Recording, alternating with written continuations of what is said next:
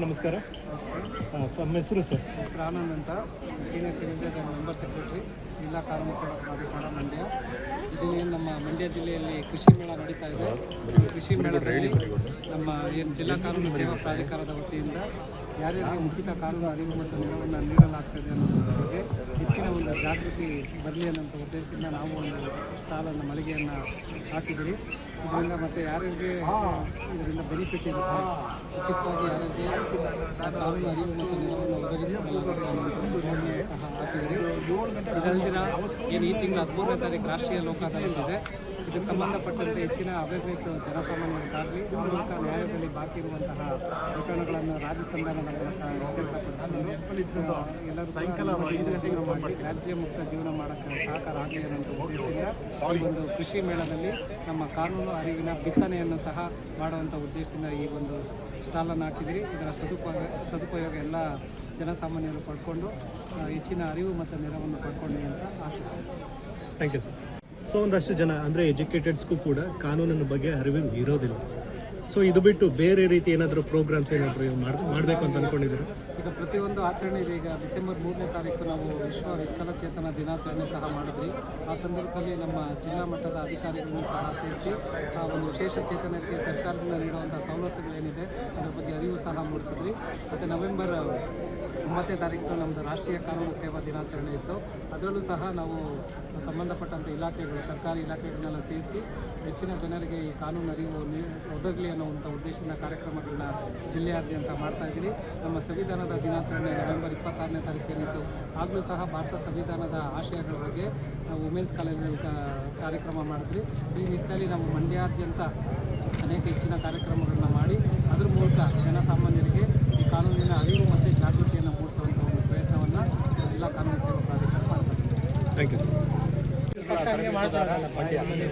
ಭಾಳ ವಿಶೇಷವಾಗಿ ಕೃಷಿ ಮೇಳ ನಡೀತಕ್ಕಂಥದ್ದು ಕರ್ನಾಟಕ ಸರ್ಕಾರದ ಮಾನ್ಯ ಮುಖ್ಯಮಂತ್ರಿಗಳು ಭಾಷಣ ಮಾಡ್ತಾ ಇದ್ದಾರೆ.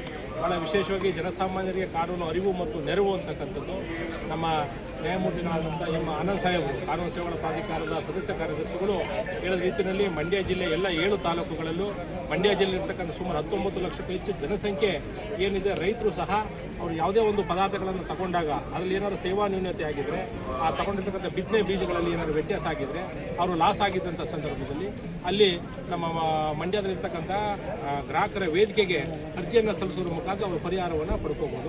ಅಂಥ ಸವಲತ್ತುಗಳನ್ನು ಉಚಿತವಾಗಿ ವಕೀಲರನ್ನು ನೇಮಕ ಮಾಡೋದ್ರ ಮುಖಾಂತರ ನಮ್ಮ ಕಾನೂನು ಸೇವಾ ಪ್ರಾಧಿಕಾರದಲ್ಲಿ ಆ ಸವಲತ್ತುಗಳು ಅಂತಕ್ಕಂಥದ್ದಿದೆ. ಮತ್ತು ಯಾವುದೇ ರೈತರು ಆತ್ಮಹತ್ಯೆ ಮಾಡ್ಕೋಬೋದು, ಆತ್ಮಸ್ಥೈರ್ಯವನ್ನು ಕಳ್ಕೋಬಾರ್ದು. ಎಂಥ ಸಂದರ್ಭದಲ್ಲೂ ಸಂತ್ರಸ್ತರ ಪರಿಹಾರ ನಿಧಿ ಅಂತಕ್ಕಂಥದ್ದಿದೆ.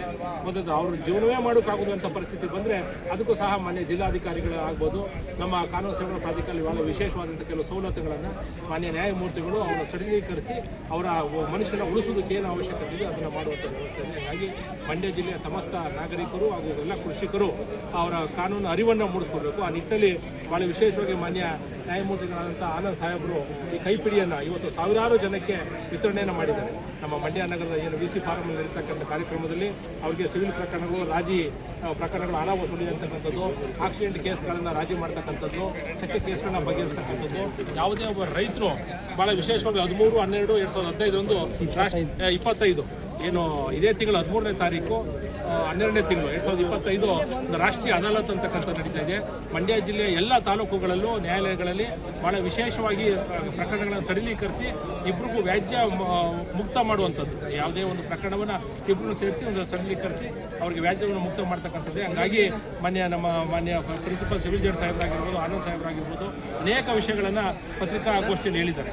ಹಾಗಾಗಿ ಮಂಡ್ಯ ಜಿಲ್ಲೆಯ ಜನತೆ ಇದನ್ನು ಸದುಪಯೋಗಪಡಿಸ್ಕೋಬೇಕು ಅಂತ ಹೇಳಿ ಕೇಳ್ತಾರೆ.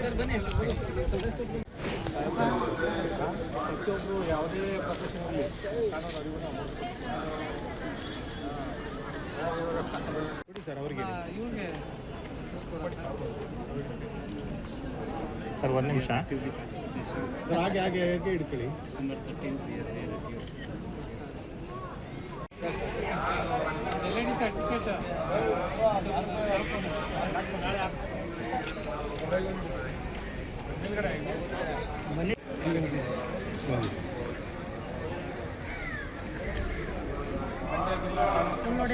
ಪ್ರೆಸ್ ಮಾಡಿದ್ದೀರಾ ಇಲ್ವಾ?